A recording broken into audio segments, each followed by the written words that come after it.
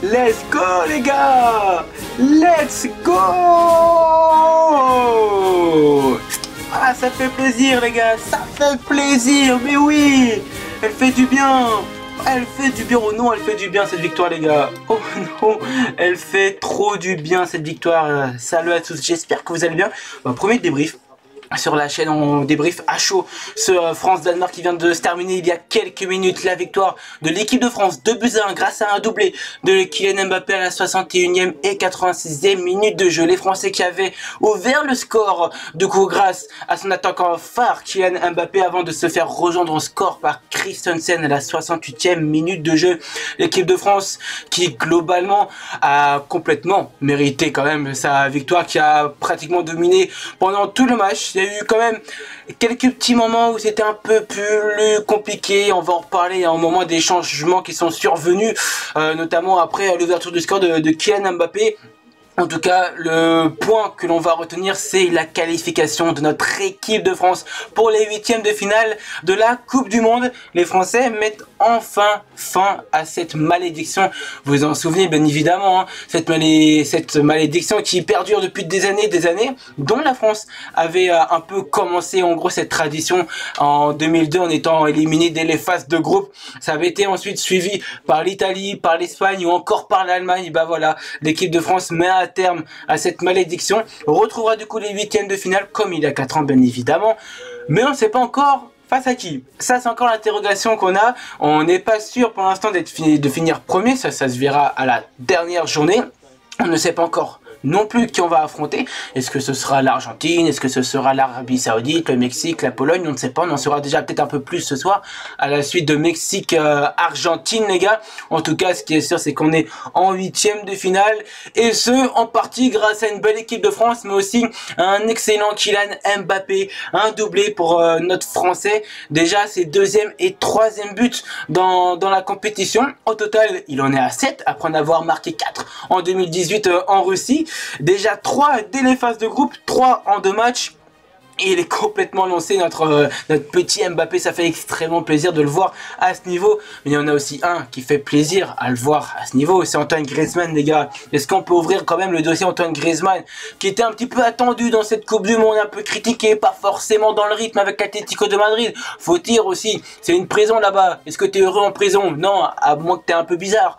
Mais c'est vrai que voilà, ce Griezmann, il est libéré en équipe de France, il se sent bien avec Didier Deschamps et ça se ressent sur le terrain. Il fait de bonnes actions, il fait de bons matchs et encore une fois il est performant. La passe D pour Kylian Mbappé pour le but libérateur à la 86e minute de jeu les gars, il fait plaisir. On va revoir quand même un petit peu la composition d'équipe de l'équipe de France. Elle est là, la composition d'équipe les gars, hop je vous la mets.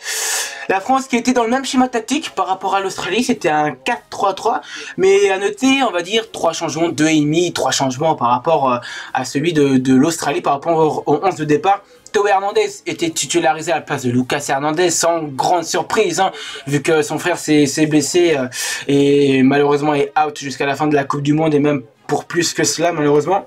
Varane avait retrouvé sa place de titulaire dans cette défense centrale à la place de Ibrahima Konaté. Jules Koundé, ça c'était un peu la surprise, mais qu'on savait quand même depuis quelques jours. Koundé qui a été préféré à Benjamin Pavard. Et bah écoutez, je commence un petit peu mon analyse, enfin mon avis plutôt par Jules Koundé.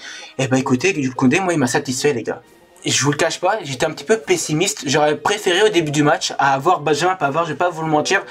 J'ai trouvé les gens durs envers Benjamin Pavard. Ok, il a raté son match contre l'Australie. Oui, il a été fautif. Moi aussi, je me suis énervé. Moi aussi, je l'ai insulté. Mais je trouve que c'était quand même l'élément le plus sûr en tant que latéral droit. Mais Koundé m'a fait mentir. Il a été parfait sur son couloir droit. J'ai même envie de vous dire que Koundé a été moins mis en difficulté à droite que Théo Hernandez, les gars. Il a été partout, Koundé. Il a été aussi bien aidé, certes, par Raphaël Varane. Mais voilà, il était toujours au marquage, il était toujours présent. Il faut savoir qu'en gros, le Danemark, ça n'a pas été compliqué au niveau du jeu, c'était beaucoup de jeux, comment dire, des longues transversales, on allait à chaque fois chercher l'opposé. Et Koundé était toujours au marquage, il était toujours présent au contraire de Théo Hernandez, que je trouvais un petit peu loin de son vis-à-vis. On a vu sur quelques occasions, ça a failli nous coûter cher. Et encore sur le but danois, c'est dû à un manque. Il y avait personne sur Christensen. Bon, après c'est Rabiot qui était en retard. Donc du coup, on va pas en vouloir à Théo Hernandez, mais c'est vrai qu'il était au marquage sur personne sur cette action. Mais bon, on va pas lui en vouloir pour ça. Sinon après les gars, pour la défense centrale, bah écoutez, j'étais plutôt satisfait, mais dans la globalité même défensive, on peut être satisfait. Malheureusement, pas de clean sheet cet après-midi, alors que le Danemark n'a quand même pas eu pratiquement même la moindre occasion dans ce match. Il y a eu le but, bon si je mens un petit peu quand même, ils ont eu les occasions avec Braithwaite ou encore Lindstrom, c'est vrai, où Lloris a été décisif, mais comparé à l'équipe de France, on a quand même été largement au-dessus, et défensivement on a fait un très bon match. Petit bémol, petite tache noire, voilà, c'est ce but malheureusement concédé, mais qui est vite effacé du coup par le deuxième but de Mbappé, qui fait plaisir. Au milieu de terrain, c'est vrai qu'il n'y a pas grand chose à redire. Est-ce que clairement, pour tous ceux qui ont vu le match les gars, est-ce que on peut me dire que Eriksen, Højbjerg ont fait un énorme match? Non. Honnêtement, non. Par contre, il va peut-être falloir que je coupe la Marseillaise, les gars, non? Il va peut-être falloir que je coupe la Marseillaise au bout d'un moment, non? Honnêtement, je les ai pas vus. Enfin, ce que je veux dire par là, c'est que l'apport qu'ils ont eu, ça a été limité, quoi, parce que le pressing de Griezmann à chaque fois, bien aidé par Rabiot, et les interventions de Tchouaméni qui étaient partout. Tchouaméni à la récupération, ensuite à la transmission, dans le relais. Grisou pareil, il a pas mâché les efforts en tant que Griezmann, il était partout, encore à la 80e minute de jeu, il allait chercher le ballon sur le couloir gauche. C'est pas censé être son poste, il est pas censé être là normalement, être aussi bas sur le terrain, mais il allait quand même faire l'effort, et ça c'est le Grisou qu'on aime les gars, et honnêtement je l'ai kiffé. Et vraiment grosse mention aussi à Adrien Rabiot, qui a été incroyable pour moi. Adrien Rabiot, vraiment gros match. Pour moi, ça devient un titulaire indiscutable dans ce match. Il a encore fait une rencontre pareille. Alors, peut-être fautif sur le but parce que c'est lui qui est censé être au marquage de Lindstrom, mais le nombre de ballons récupérés encore par Adrien Rabiot, des ballons importants, mais aussi offensivement il apporte quelque chose. Il apporte quelque chose aussi offensivement, Adrien Rabiot. Il a failli d'ailleurs nous donner un beau petit retourné, mais malheureusement c'est passé au-dessus. Et ensuite pour terminer un petit peu cette analyse jour par jour, vraiment à chaud, hein, c'est très rapide, hein, c'est très bref, hein, on reviendra en live les gars. Pour tous ceux qui sont nouveaux là sur la chaîne, on est en live quasiment pour tous les matchs de la Coupe du Monde. On en reparlera si vous voulez. Dembélé, Mbappé. Merci. Mais merci.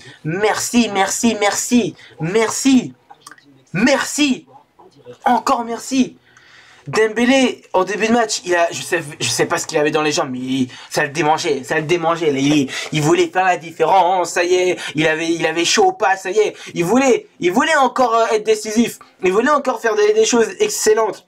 Et il l'a fait encore.